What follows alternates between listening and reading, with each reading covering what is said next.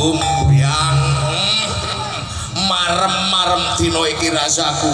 ora gedhe-gedhe gunung gedhe atiku sing dina iki melu Mangayu Bagyo tinimbalan hari jadi Banyumas sing 454 tahun awak dhewe karo kanca-kancaku padha katimbalan alhamdulillah bersyukur ya kanca-kanca muga-muga Banyumas makin rembaka Dayam Banyumas konur salah wase seduluran saklawase yo yo aku melu nuwun sewu Pak MC niki sanes dalang sailat ati kagok suluke nggih mboten saged suluk mboten kados dalang sailat kula yo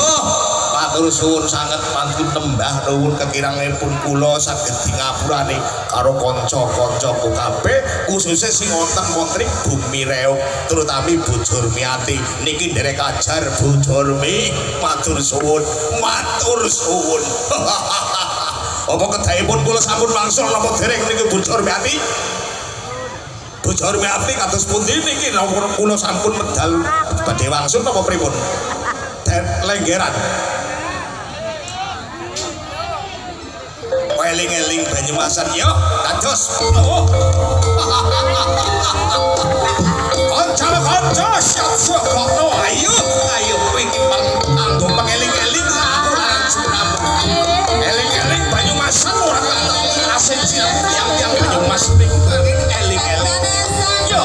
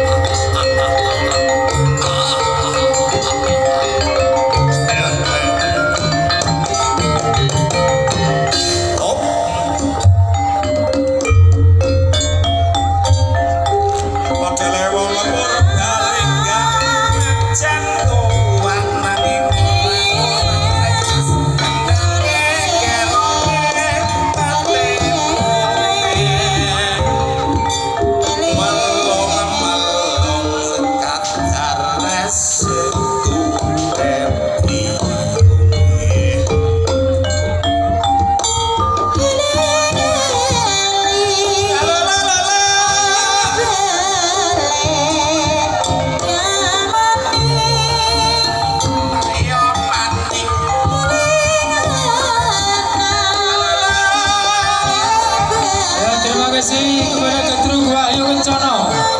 atas tampilnya tepuk tangan.